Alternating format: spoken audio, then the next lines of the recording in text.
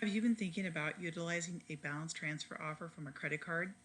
Do you know how to figure out which balance transfer offer will have the lowest cost beyond the advertised APR? In this video, we will walk through how to calculate the cost of balance transfer offers and compare offers to decide which one is best for you.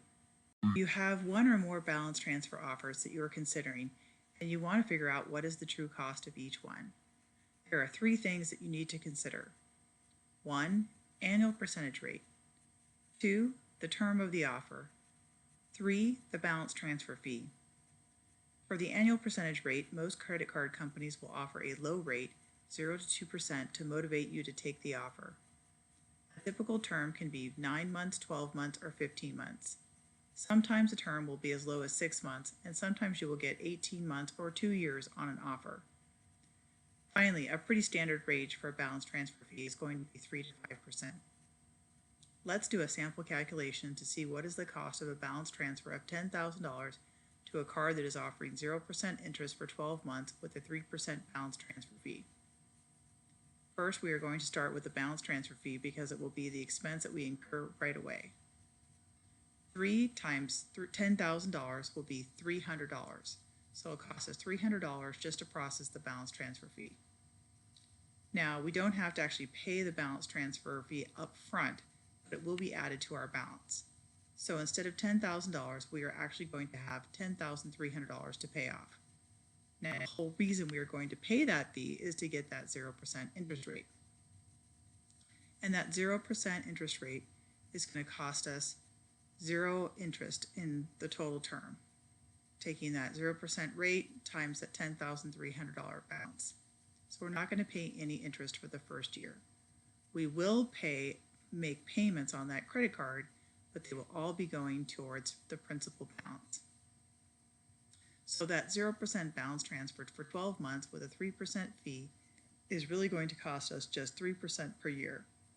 The interest is just charged up front and you have to pay it over time. And that raises one of the first things to be aware of when you do a balance transfer. You must consider the balance transfer fee as just upfront interest. If you pay off the balance transfer early, the actual cost of borrowing that money goes up. So let's say we pay off the $10,000 balance transfer in 6 months instead of 12 months.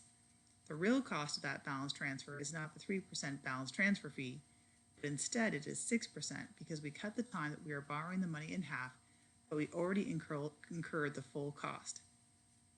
Then when you look at the balance transfer offer that goes beyond 12 months, the actual cost of that balance transfer goes down the longer it runs.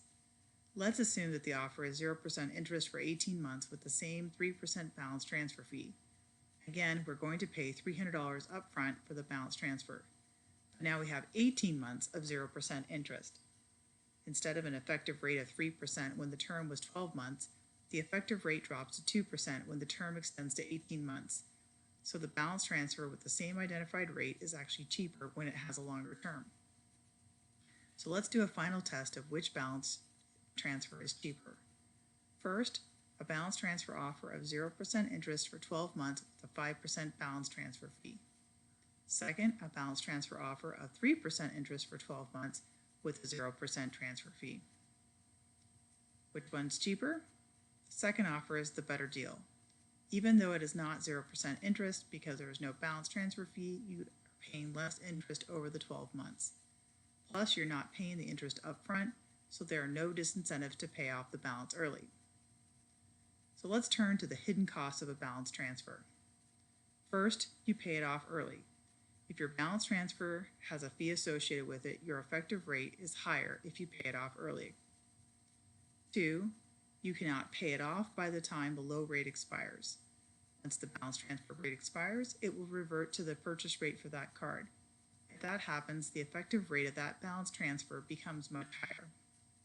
3, the impact on your credit score.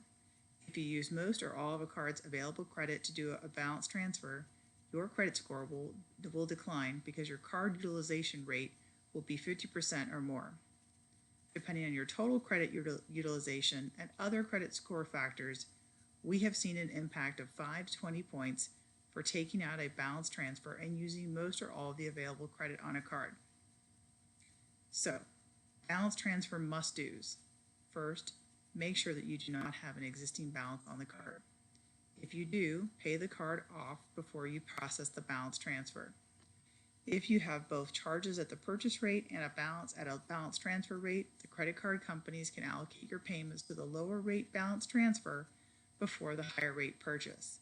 This means you're going to be paying off that higher rate purchase that's going to stay on your card for a much longer period of time, and that's going to dilute the value of your balance transfer. Second, make sure that you don't have any automatic payments billing to that card. If you have payments that have been set up, you're going to have new purchases being added to the card, and you're going to mix the purchase and the balance transfer rates. Third, calendar the expiration date of the balance transfer. You need a reminder the month before that the interest rate is about to expire so that you can plan how to pay it off. Some balance transfers will end on a specific date and some will end with the statement closing date. The ending date, or at least month, should be listed on your credit card statement. If you liked the video, please consider subscribing to support the channel. Thanks and have a great day.